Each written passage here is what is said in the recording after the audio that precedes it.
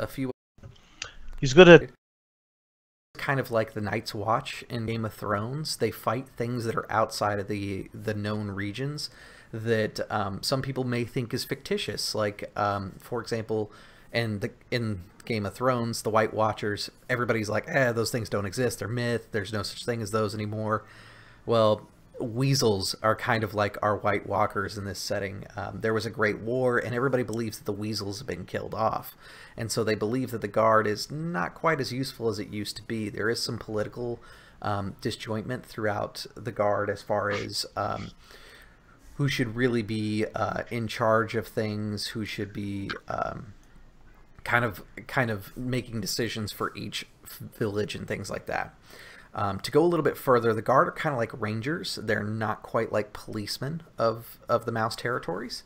So they go around and they help the other mice, but not necessarily directly in charge of them. They can be brought in as kind of a, as you can see on our little image over here, everyone has a cloak except for our Tinderpaw. Our Tinderpaw hasn't quite earned his cloak. So one of the things that I want to do is talk about on your character sheets. You have a belief, a goal, and an instinct.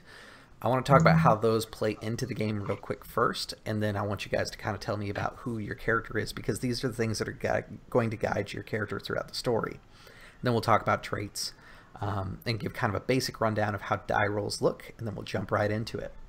So for your beliefs, this is a core belief that is important to your character. It's what guides their actions.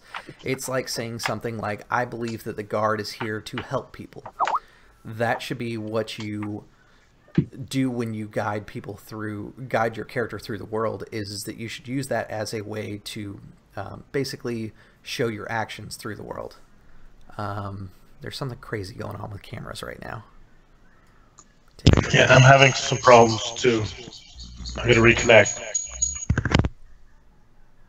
Okay, so Paul will be right back here.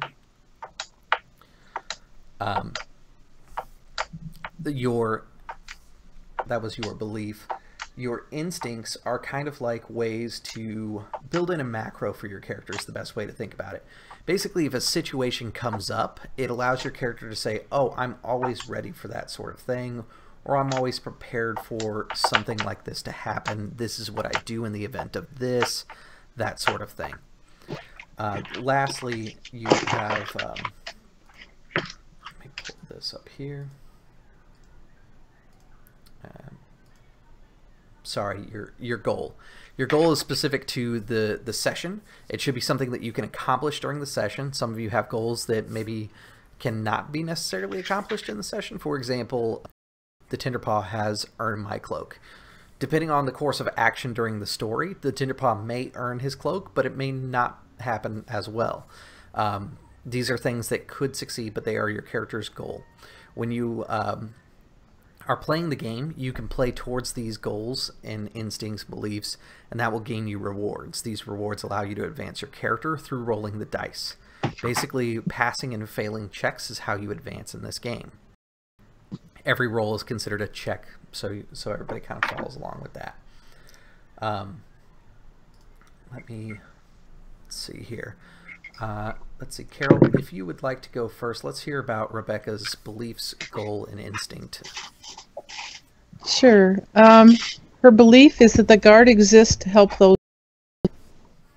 which lines up with what I had in mind with her. She's out there to help people that in need, and well, I hope I'll be able to act along that line as we go. Perfect. Her goal is to protect Finn the Mason, which is part of our job for this session. And I hopefully we'll get to do that one. Yeah. And my instinct is when things get too serious, make a joke, which is exactly what I expressed to you, that she's basically serious about her job, but she likes to relieve the pressure by making jokes. And that would be probably one of the first things she does when things get a little too tense for her. What her character is like in a more serious situation.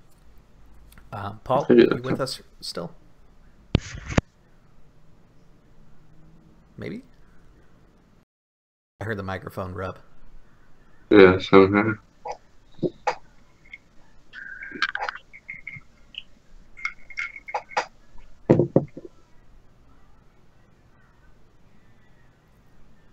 Paul, are you there? Maybe. Set the camera on. Let me pull his up because I have his floating around as well. Can you? Dice rolls to accompany them. It's kind of the short description of it. We'll go into more detail as this game is actually based upon a rule set called Burning Wheel. If you are interested in that and you like the idea of this as kind of like, you know, not so bad, like let's say an owl is utterly terrifying. It's like being attacked by a helicopter. So keep in mind scale when this game happens. There are lots of cute moments, but there are kind of, and we'll kind of talk about that a little bit as the story goes on. So the roads have been treacherous this season. I need you to take Finn the Mason. The road to Sprucetuck is now washed by a new river. The going will be dangerous, and you'll have to find knots from you and bring them back to Lockehaven. This is very important. Please do your best. We're all counting on you. And she kind of gathers up a few more tokens in her little wrinkled hands, and she begins placing them at places where she expects patrols to be along the map, guiding them closer to Lockehaven. One of those that